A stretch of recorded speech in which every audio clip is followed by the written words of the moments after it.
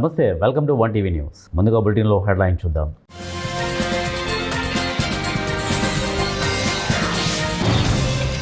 సింగరేణి కాంట్రాక్టులపై విచారణకు సిద్ధం. మీడియా సమావేశంలో ఉప ముఖ్యమంత్రి భట్టి.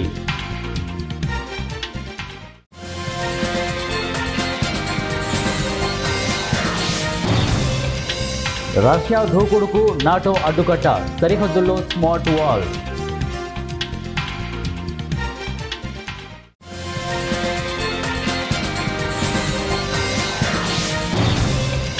ఇరవై 28 నుంచి బడ్జెట్ సెషన్, 27న అఖిలపక్ష భేటీ, కేంద్రం వెల్లడి. బులెటిన్లో డీటెయిల్ చూద్దాం. నైనీ కోల్ బ్లాక్ సహా 2014 నుంచి ఇప్పటి వరకు సింగరేణిలో అమలైన అన్ని కాంట్రాక్టులపై విచారణకు సిద్ధంగా ఉన్నామని ఉప ముఖ్యమంత్రి మల్లు భట్టి విక్రమార్క తెలిపారు. దీనిపై బీఆర్ఎస్ నేత హరీష్ రావు తమ ప్రభుత్వానికి లేఖ రాస్తే విచారణకు సీఎంను ఒప్పిస్తానని చెప్పారు. స్వార్థ ప్రయోజనాల కోసమే టెండర్లపై కట్టుకథలు అల్లుతున్నారని మండిపడ్డారు.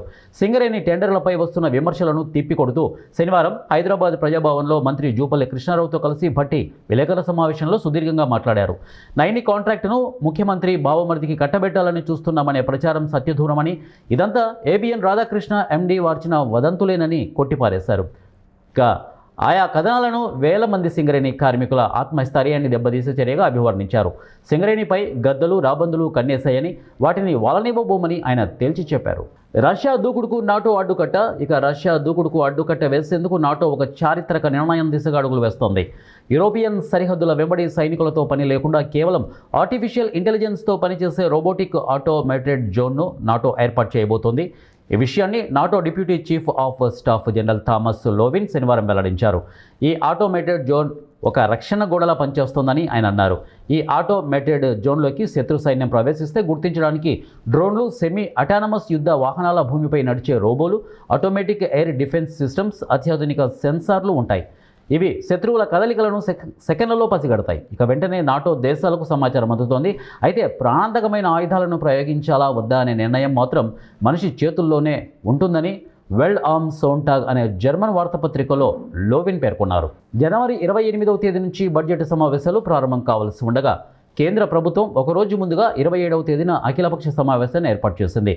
ఈ సమావేశంలో ఎజెండాతో పాటు ఇతర అంశాలు చర్చకు రానున్నాయి. పార్లమెంట్ హౌస్ అనెక్స్లోని కమిటీ మెయిన్ రూమ్లో 27వ తేదీ ఉదయం 11 గంటలకు పార్లమెంటరీ వ్యవహారాల శాఖ మంత్రి కిరణ్ రిజిజు అధ్యక్షతన అఖిలపక్ష సమావేశం జరగనుందని ప్రభుత్వ వర్గాలు తెలిపాయి. యూపీఏ హయాంలో తీసుకువచ్చిన మహాత్మాగాంధీ జాతీయ గ్రామీణ ఉపాధి హామీ పథకం స్థాయిలో కేంద్రం ఇటీవల తీసుకువచ్చిన వీబీ గ్రామీణ చట్టాన్ని వ్యతిరేకంగా ప్రతిపక్ష కాంగ్రెస్ ఒకవైపు దేశవ్యాప్త ఆందోళనలు కొనసాగిస్తుండగా, మరోవైపు అమెరికా అధ్యక్షుడు ట్రంప్ విధించిన టారిఫ్లతో ప్రపంచ ఆర్థిక వ్యవస్థలో కుదేలైన వేళ పార్లమెంటు సెషన్ మొదలవుతుండడం గమనార్హం. ఈ నెల 28వ తేదీన ఉభయ సభల సంయుక్త సమావేశానికి ఉద్దేశించిన రాష్ట్రపతి ద్రౌపది ముర్ము ప్రసంగంతో సెషన్ ప్రారంభం కానుంది. ఏలూరు జిల్లా జిలుగుమిల్లి మండలం కొత్తపండువారి గ్రామంలో శనివారం రహదారిపై భారీ వేప చెట్టు ఒక్కసారిగా కూలిపోవడంతో ట్రాఫిక్ పూర్తిగా నిలిచిపోయింది. చెట్టు రోడ్డుకు అడ్డంగా పడడంతో రెండు వైపుల వాహనాలు నిలిచిపోయి వాహనదారులు, ప్రయాణికులు తీవ్ర ఇబ్బందులు ఎదుర్కొన్నారు. ముఖ్యంగా ద్విచక్ర వాహనదారులు, ఆటో డ్రైవర్లు, బస్సులో ప్రయాణిస్తున్న ప్రజలు గమ్యస్థానాలకు చేరుకోలేక ఇబ్బంది పడ్డారు. ఈ ఘటనపై సమాచారం అందుకున్న జిలుగుమిల్లి ఎస్ఐ క్రాంతికుమార్ వెంటనే స్పందించి సంఘటనా స్థలానికి చేరుకొని పరిస్థితిని పరిశీలించారు. రహదారిపై పడిన చెట్టు వల్ల ఎటువంటి ప్రమాదాలు జరగకుండా తక్షణమే చర్యలు చేపట్టాలని సిబ్బందికి ఆదేశించారు. స్థానికులతో సమన్వయం చేసుకుంటూ రహదారిని త్వరగా క్లియర్ చేయాలని చర్యలు ప్రారంభించారు. అనంతరం చెట్లు కోసే యంత్రం మరియు జేసీబీ సహాయంతో భారీ వేప చెట్టును ముక్కలుగా చేసి రహదారి నుంచి పూర్తిగా తొలగించారు.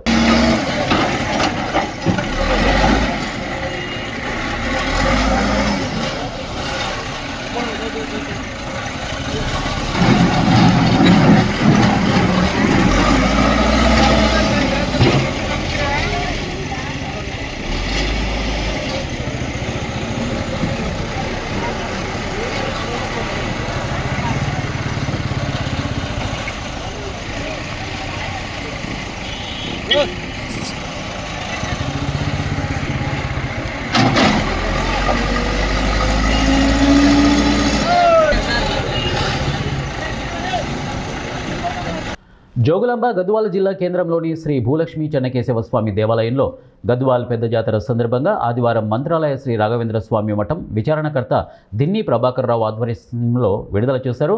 ఈ సందర్భంగా ఆయన విలేకరులతో మాట్లాడుతూ గద్వాల కోటలోని శ్రీ భూలక్ష్మి చెన్నకేశవ స్వామి దేవాలయంలో మాఘశుద్ధ ద్వాదశి రోజు నుండి 6 రోజుల పాటు ప్రత్యేక కార్యక్రమాలు నిర్వహిస్తున్నట్లు తెలిపారు. మొదటి రోజు కార్యక్రమానికి మాజీ మంత్రివర్యులు డీకే సమరసింహారెడ్డి, రెండవ రోజు స్వామివారి కళ్యాణ మహోత్సవానికి గద్వాల శాసనసభ్యులు బండ్ల కృష్ణమోహన్ రెడ్డి దంపతులు, మూడవ రోజు మంత్రాలయం పీఠాధిపతి శ్రీ 1008 శ్రీ సుబుధేంద్ర తీర్థ ప్రసాదుల వారి ఆధ్వర్యంలో రాత్రి 10 గంటలకు రథోత్సవం, 4వ రోజు తెప్పోత్సవం. ఈ కార్యక్రమంలో జిల్లా కలెక్టర్ బిఎం సంతోష్ పాల్గొంటారని తెలిపారు. ఈ సమావేశంలో శ్రీమఠం మేనేజర్ శ్రీపాద్ జోషి, అర్చకులు ఎర్రవల్లి రాఘవేంద్రరావు, వల్లూరు రాఘవేంద్రాచారి, దీన్ని పాంచజన్య, అలాగే దీన్ని సుజయేంద్ర, సైకిల్ షాప్ తిమ్మప్ప, నాయకి కేశవులు, మిమిక్రీ ఆర్టిస్ట్ నరసింహరాజు, గోపాల్ తదితరులు ఈ కార్యక్రమంలో పాల్గొన్నారు.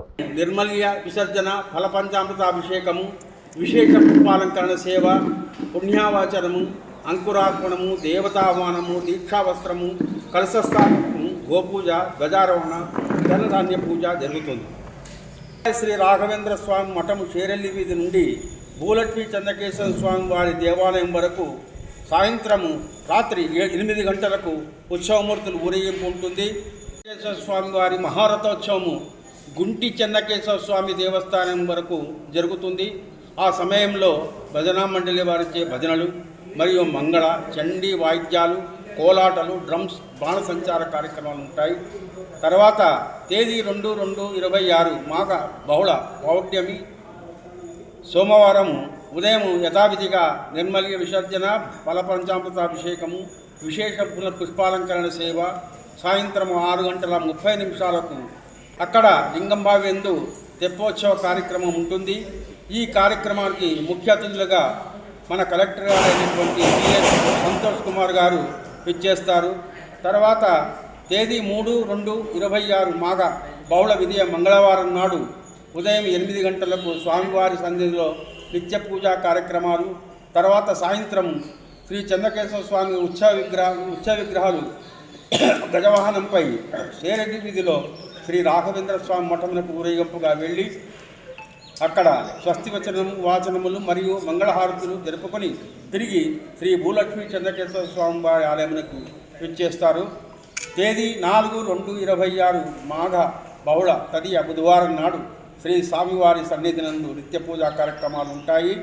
భూలక్ష్మి చెన్నకేశవ స్వామి వారి ఆలయంలో స్వామివారికి అవభృత స్నానము మరియు సత్యనారాయణ వ్రతము మరియు సాయంత్రము భూలక్ష్మి చెన్నకేశవ స్వామి వారి ఉత్సవ విగ్రహాలు అష్టవాహనంపై శ్రీ అహోబిల మఠం బెద్దగ్రహారం నందు వెళ్ళి పూజా కార్యక్రమాలు ముగించుకొని స్వస్తివాచకం ముగించుకొని తిరిగి ఆలయానికి వేంచేస్తారు. రాత్రి 10 గంటలకు నాగవల్లి దేవతా విసర్జన సర్వ సమర్పణోత్సవం జరుగుతుంది. రాఘవేంద్ర స్వామి వారి మఠమునందు 3/2/26 మాఘ బహుళ విజయ మంగళవారం నాడు మృత్తికా బృందావనం నందు పూజలు నిర్వహిస్తారు. ఇలాంటి కార్యక్రమాలకంతా కూడాను ఈ జాతర ఉత్సవానికి ముఖ్యంగా మన దాదాపు కర్ణాటక నుంచి, తర్వాత మహారాష్ట్ర నుంచి, రాయలసీమ నుంచి కూడాను విశేషంగా అనేక ప్రజలు వచ్చి ఇక్కడ అన్ని రకాల వాళ్ళు వీళ్ళని కాకుండా ప్రతి ఒక్కరూ యొక్క కొలువు దేవుడు కాబట్టి అందరూ కూడా విశేషంగా వేల మంది ఇక్కడ విచ్చేసి. నాగర్ కర్నూలు జిల్లా ఊరుకొండ మండలం ముచ్చర్లపల్లికి చెందిన శ్రీకాంత్ రెడ్డి తన వ్యవసాయ పొలంలో నీటి స్టోరేజ్ కోసం ఫౌండ్ గుంత తీసి నీళ్లు నింపుకున్నాడు. ఆదివారం కావడంతో పిల్లలు బాలులతో ఆడుకోవడం కోసం వెళ్లి ప్రమాదవశాత్తు తాను తీసిన నీటి గుంతలోనే తన 2 పిల్లలు శ్రీమన్యుతో పాటు తన చెల్లెలి కూతురు స్నేహ నీటి గుంతలో పడి మృతి చెందారు. ఒకరిని రక్షించబోయి మరొకరు నీళ్లలో మునిగిపోయారని తెలుస్తోంది. తన పొలంలోని తన 2 పిల్లలతో పాటు తన చెల్లెలి కూతురు కూడా మృతి చెందడంతో తల్లిదండ్రులు బోర్న విలపిస్తున్నారు. ఒకే కుటుంబానికి చెందిన 3 చిన్నారులు చనిపోవడంతో గ్రామంలో విషాద ఛాయలు అలుముకున్నాయి.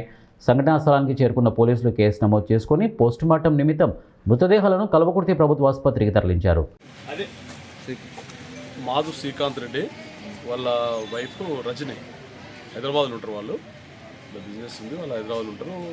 సాయంత్రం వాళ్ళ అమ్మను సుస్థైంది చూడకని వచ్చారు. ఇట్లా లాస్ట్ జాతర ఉంది, అట్లా ఈ కార్యక్రమాలు ఉన్నాయి కదా అనుకుని వచ్చారు.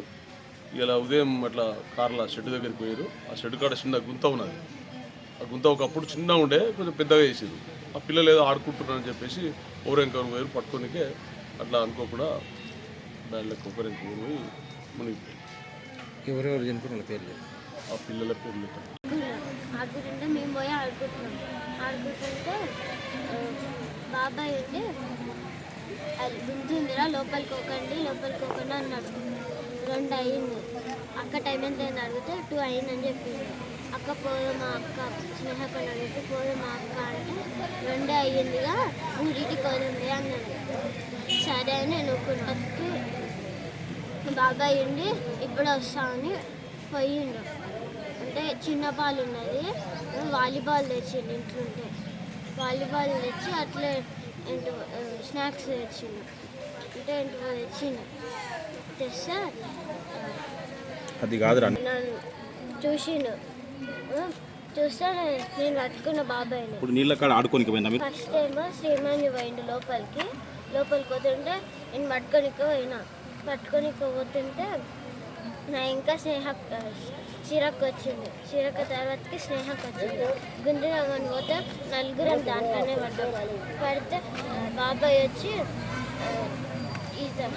దాంట్లోకి దుంకి నేను పట్టుకున్న బాబాయ్ని ఫస్ట్ లోపలికి పోతుండే కాలు చెయ్యి ఉన్నది పట్టుకొని బాబాయ్ పక్కకు తీసుకొస్తే ఆడ చెట్టు ఉన్నది పట్టుకున్నా. వాళ్ళని దేవులాడుతుంటుంటే నేను గట్టిగా పిలుస్తా ఒక ఆమె వచ్చి నన్ను గుంజింది. బయటికి గుంజితే ఇంకా 2-3 వచ్చిండ్రు. కర్నూలు జిల్లా మదికెర మండలం పెరవలిలో శ్రీ రంగనాథ స్వామి ఆలయంలో రథసప్తమి సూర్య భగవానుడు వాహనంపై ఊరేగింపు నిర్వహించారు. ప్రత్యక్ష నారాయణుడు సూర్య భగవానుడికి ప్రీతికరమైన మాసం మాఘమాసం. ఈ మాసంలోనే సూర్య జయంతి, దీనినే రథసప్తమి అని కూడా అంటారు. ఈ మాసంలో వచ్చే అత్యంత పవిత్రమైన రోజుల్లో ఈ రథసప్తమి ఒకటి. ఇక సూర్యుడికి ఇష్టమైన రోజు ఆదివారం. ఆ రోజే రథసప్తమి రావడం విశేషం. ఈ ఒక్కరోజు నదీ స్నానం చేయడం వల్ల జన్మల పాపాలతో పాటు రోగాలు పోతాయని శాస్త్రం చెబుతోంది. రథసప్తమి రోజు జిల్లెడు ఆకులతో స్నానం చేయాలని పండితులు పేర్కొంటున్నారు. ఆరోగ్య ప్రదాత అయిన సూర్య భగవానుడి కొలిస్తే విశేష ఫలితాలు ఉంటాయంటారు. సూర్యకిరణాల్లో ఉండే ఔషధ గుణాలు ఈ రోజున అత్యంత శక్తివంతంగా భూమిని చేరతాయని నమ్ముతారు.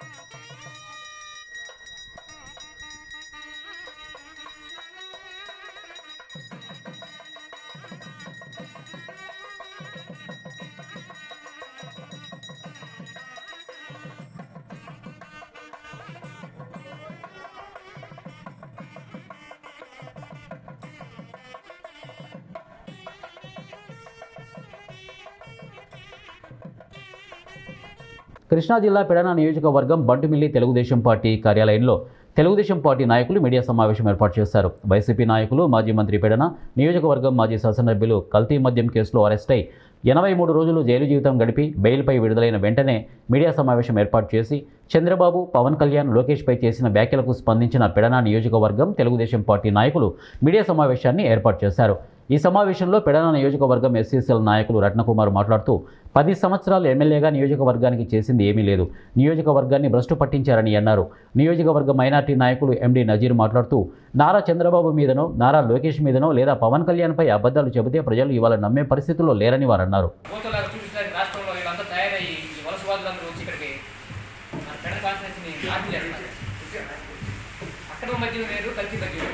అక్రమ మద్యం అంటే నాన్ డ్యూటీ పేరు, అది గవర్నమెంట్కి ఒక ఆదాయం పోతుంది. కానీ కల్తీ మద్యం అంటే పేదల బతుకులు చిత్రం అయిపోతాయి, పేదల జీవితాలు నాటి బట్టి ఆరోగ్యాలు పాడైపోతాయి, వాళ్ళు చచ్చిపోతారు. చాలా దారుణమైన విషయం, చాలా పాపమైంది. అలాగే ఈ జోగరమేష్ గారు ఆయన ఎన్ని చేసేయడానికి సోదరులు చెప్పారు. అయితే ఆయన ఇంకా జోలి చెప్పారు కాబట్టి మా మండలం అయితే కొంతమంది ఉన్నారు, జడ్పీ రత్నకుమారి గారు ఉన్నారు, డైరెక్ట్ చెప్తున్నారు. ఆవిడ మండలంలో మాట్లాడరు, ఆవిడ ఇబ్బంది ఆడుకున్నాయి. ఎక్కడో ఇలాంటి మైకులు తప్పించింది కదా, ఇలాంటి పరిస్థితి కూడా. కానీ మీ అందరూ పరిచయం ఉన్నారు, మీరు ఆ సంగతి మీకు తెలుసు, జడ్పీటీసీ గారు తెలుసు. ఎక్కడికో వెళ్ళి అందరిలో మైకుల్లో మాట్లాడతారు, ప్రశ్నిస్తారంట. ఏమో ప్రశ్నిస్తారు? అమ్మ రత్నకుమారి గారు, మీరు ప్రశ్నించే ముందు ఒకసారి ఆర్టీసీ బస్ ఎక్కడమ్మా, మన కూర్చుని మండలంలో నర్సాపురం వెళ్ళి బస్సు ఎక్కి ఆ బస్సులో ఉన్న వాళ్ళందరూ ప్రశ్నించండి, మీరు ఉచితంగా బస్సులో ఎందుకు వెళ్తున్నారు అని ప్రశ్నించండి బస్సు. తర్వాత గురువులు వికలాంగులు ఉంటే మీకు 6,000, 4,000, 10,000 పెన్షన్ అడగండి. తర్వాత చిన్నపిల్లలు ఉన్న తల్లిదండ్రులు ఉంటే ఈ తల్లికి వందనం ఎందుకు అని అడగండి. సిగ్గుశారం ఉంటే మాట్లాడతామని నేను అడుగుతా ఉన్నా. జనానికి ఈ రోజున మీడియా ద్వారా మన దేశంలో 4 కొమ్మల్లో పట్టుకొమ్మ ఒక మీడియా. ప్రతిరోజు కూడా చిన్నపిల్లడితో సహా చచ్చిపోయే ముసలమ్మ వరకు కూడా ఏ రోజు ఏ నిమిషం ఏం జరుగుతుందో మీడియాలో అందరూ చూస్తూనే ఉన్నారు. మీ దుర్మార్గాలు మేకపోతు గాంభీర్యం మానేసే జోగి రమేష్, నువ్వేదో మీ నాయకులు మా సింహం వచ్చేసింది, అక్కడ తీరిపోయింది, ఇక్కడ తీరు. ఏ సింహం వచ్చింది? నువ్వు గత 5 సంవత్సరాల్లో ఏం చేశా? మొత్తం ప్యాకాట్కి బానిసలు చేసావు కుర్రోళ్ళందరినీ, గంజాయికి బానిసలు చేసావు కుర్రోళ్ళందరినీ. మొత్తం అంతా కూడా ఈ రోజుకి కూడా వాళ్ళని బయటికి తీసుకురావడానికి పోలీసులకి నానా బాధపడతా ఉంటారు. ఇప్పటికి కూడా వాళ్ళు బయటపడకుండా ఎక్కడో చాట వాళ్ళు తెచ్చుకుని తినే పరిస్థితి వస్తుంది. నువ్వు అన్ని రకాలుగా కూడా ఈ నియోజకవర్గాన్ని నాశనం చేసేస్తే, నువ్వు మట్టితోలి రోడ్లన్నీ పాడు చేసేస్తే అవన్నీ కూడా ఇప్పుడు మా ఎమ్మెల్యే గారు కాగిత కృష్ణప్రసాద్ గారు 100 కోట్ల నిధులు తీసుకొచ్చి అన్ని నియోజకవర్గం అంతా కూడా రోడ్లన్నీ వేయడం జరుగుతుంది. మాకు దరిద్రం. త్యాగాలకు వెలకడితే మా త్యాగాలకు లేదా విలువ పాటను విడుదల చేసిన రాయలసీమ సాగునీటి సాధన సమితి శ్రీశైలం ప్రాజెక్టు నిర్మాణం కోసం వేలాది ఎకరాల భూమిని త్యాగం చేసిన రైతులకు నేటికి న్యాయం జరగలేదు. లక్షలాది మంది నిరాశ్రులై ఇతర ప్రాంతాలలో వ్యవసాయ కూలీలుగా జీవిస్తున్నారు. భూములు కోల్పోయిన రైతులకు ఉద్యోగాలు కల్పిస్తామని ఇచ్చిన హామీని విస్మరించారు. ముంపుకు గురై ఇతర ప్రాంతాల్లో నిర్మించుకున్న కాలనీలలో రోడ్లు, త్రాగునీరు లాంటి మౌలిక వస్తువులు పూర్తిగా కల్పించలేదు. శ్రీశైలం ప్రాజెక్టు నిర్మాణం వలన ఉమ్మడి ఆంధ్రప్రదేశ్కు ఎంతో అభివృద్ధి చెందింది. కానీ ఈ ప్రాజెక్టు కోసం భూములు ఇచ్చిన ప్రజల జీవితాలు మాత్రం ఇంకా చీకట్లోనే మగ్గుతున్నాయి. ప్రాజెక్టు వలన రాయలసీమ సస్యశ్యామలం అవుతుందని భావిస్తే సాగునీరు కాదు, కనీసం త్రాగునీటిని కూడా పూర్తి స్థాయిలో ఇవ్వలేని స్థితిలో ప్రభుత్వాలు విఫలమయ్యాయి. ఈ నేపథ్యంలో ఉమ్మడి కర్నూలు జిల్లా పైడేల మండలంలోని నిర్వాసిత ప్రాంతమైన ప్రాతకోట గ్రామంలో ఆదివారం రాయలసీమ హక్కుల సాధనా సభను రాయలసీమ సాగునీటి సాధనా సమితి నిర్వహించింది. ఈ సభకు నిర్వాసితులు పెద్ద ఎత్తున పాల్గొని సాగు, త్రాగునీటి సమస్యలను, ప్రభుత్వం ఇచ్చిన ప్రతి ఇంటికి ఉద్యోగం ఇవ్వాలని, నిర్వాసితులకు హామీ ఇచ్చిన భూములను అందించాలని, నిర్వాసితులకు విద్య, వైద్య, ఉపాధి, సంక్షేమ దిశగా ప్రత్యేక ప్యాకేజీ అమలు చేయాలని నిర్వాసితులు డిమాండ్ చేశారు. గ్రామ పెద్ద అంబటి మోక్షేశ్వర్ రెడ్డి అధ్యక్షతన వహించిన ఈ సభకు ముఖ్య అతిథిగా పాల్గొన్న సమితి అధ్యక్షుడు బొజ్జ దశరథరామరెడ్డి మాట్లాడుతూ, శ్రీశైలం ప్రాజెక్టు కోసం సర్వస్వాన్ని దారపోసిన నిర్వాసితులకు న్యాయం జరిగేది ఎప్పుడని బొజ్జ ప్రభుత్వాన్ని ప్రశ్నించారు. అన్నిటిని కూడా త్యాగం చేసి బయటికి వెళ్ళిపోయారు. అయితే ఈ ప్రాంతంలో వెళ్ళిపోయిన వాళ్ళకు ఉద్యోగాలు ఇవ్వకపోగా ఈ ప్రాంతానికి ఉన్న హక్కులుగా ఉన్న నీటిని ఇవ్వడం అటుంచి ఎప్పుడో తాతల ముత్తాతల కాలంలో ఉన్న కేసీ కెనాల్ను ధ్వంసం చేసి నీళ్లు రాకుండా చేశారు. అదేవిధంగా ఇక్కడ 60,000 ఎకరాలు పోటుకొడమే కాకుండా ఈ ప్రాంతం నుండి సుదూర ప్రాంతాలకు, అది కడప కానీ, అనంతపురం కానీ, చిత్తూరు కానీ, రాయలసీమ ప్రాంతాలకి నీళ్లు ఇవ్వడానికి, లేదా కడప ప్రాంతాలకు నీళ్లు ఇవ్వడానికి, నెల్లూరు జిల్లాకు నీళ్లు ఇవ్వడానికి దాదాపుగా 3 లక్షల నుండి 4 లక్షల ఎకరాల భూమిని తీసుకుని కాలువలు తవ్వారు.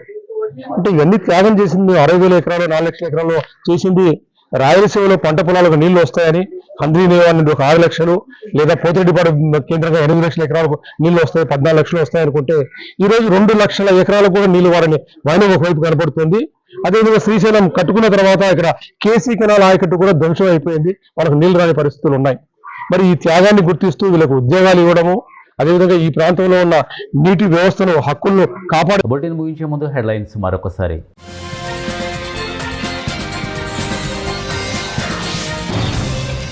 సింగరేణి కాంట్రాక్టులపై విచారణకు సిద్ధం. మీడియా సమావేశంలో ఉప ముఖ్యమంత్రి భట్టి.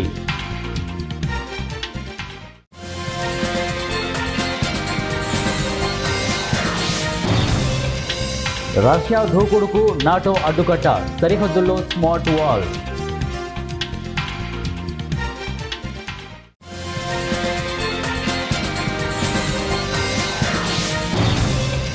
ఇరవై 28 నుంచి బడ్జెట్ సెషన్, 27న అఖిలపక్ష భేటీ, కేంద్రం వెల్లడి. ఇవి బులెటిన్ అప్డేట్స్. నెక్స్ట్ బులెటిన్లో కలుద్దాం. Until then keep watching 1TV news.